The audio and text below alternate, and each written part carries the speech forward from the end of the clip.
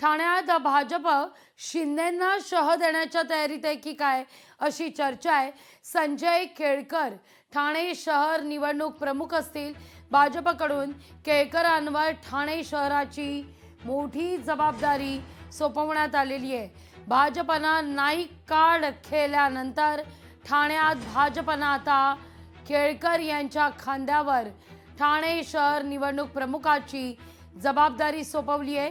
सुरुवातीपासूनच आमदार केळकर शिंदेंच्या शिवसेनेला सातत्यानं शह देण्याकरता म्हणून ओळखले जायचे आणि आता केळकरांना भाजप मैदानात उतरवताना दिसतंय। या सगळ्याविषयी आपण अपडेट घेऊया भाग्यश्री यांच्याकडून। भाग्यश्री, खरं तर भाजप सुरुवातीपासून ठाण्यात कुठंतरी आपल्या कक्षा रुंदावू पाहत आहे। गेले अनेक महिने जर आपण पाहिलं तर शिंदेंचा गड मानला जातो ठाणे, पण या ठाण्यात भाजपनं चांगला जोर लावलेला आहे। आता निवडणुका जाहीर झालेल्या असताना तिथं नाईक कार्ड भाजपनं खेळलं ठाण्यामध्ये। इतकंच नाही तर भाजपनं आता गेले अनेक वर्ष सातत्यानं जे शिंदेंच्या शिवसेनेला ठाण्यामध्ये शह देत आहेत त्या संजय केळकर यांना मात्र या निवडणुकीच्या निमित्तानं रिंगणात उतरवल्याचं दिसतंय। भाजपला ठाण्यात नेमकं काय साध्य करायचं आहे? नक्कीच लाघवी, भाजपला ठाण्यात नेमकं काय साध्य करायचं तर सत्ता, हेच त्याचं एक उत्तर आहे, एकमेव उत्तर आहे। त्यांना त्यांचा महापौर ठाणे महापालिकेवर बसवायचा आहे, जी त्यांची पहिल्यापासूनची सुप्त इच्छा होती।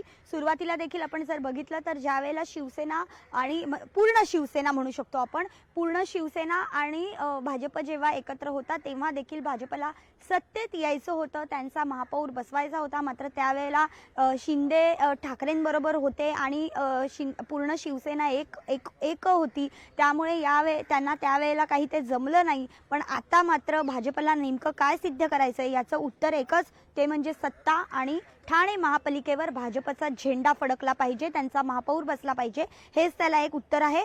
पण या सगळ्यामध्ये जर आपण एक बघितलं तर नाईक जे आहेत ते जिल्हा प्रभारी निवडणूक अधिकारी म्हणून काम करणार आहेत। त्याच्याचबरोबर जे त्यांचे सुपुत्र आहेत ते नवी मुंबई सांभाळणार आहेत। तर ठाणे शहराचं जे निवडणूक प्रभारी म्हणून काम करायची जबाबदारी आहे ती आता संजय केळकरांवर सोपवण्यात आलेली आहे। अगदी पद्धतशीरपणे ठाण्यामध्ये शिंदेंना कोंडीत घेण्याचा प्रयत्न भाजपकडनं सुरू असल्याचं पाहायला मिळत आहे। कारण एकंदरीत जर बघितलं तर सुरुवातीपासूनच खरं तर शहा जे आहेत, आपण म्हणू शकतो आमदार केळकर जे आहेत ते कायमच शह देत आलेले आहेत शिंदेंना।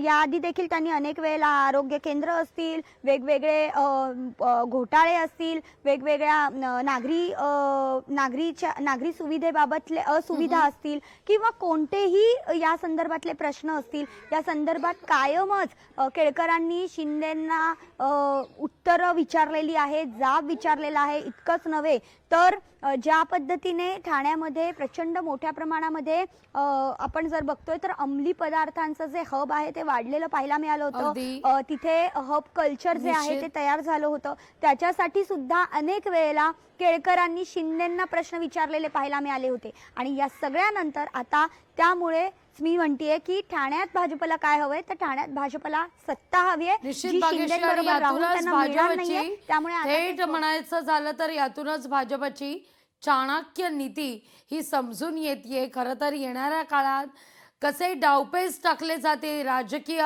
पटलावर, सारी पाटावर, हे पाहणं फार महत्त्वाचं असेल। खरं तर राजकारण हा एक बुद्धिबळाचा पट झालाय असं म्हटलं तर काही वावगं ठेवणार नाहीये। तुर्तास धन्यवाद भाग्यश्री, तुम्ही दिलेल्या एकूणच सविस्तर माहिती करता। लोकशाही मराठी ऐका, पहा, जागरूक रहा।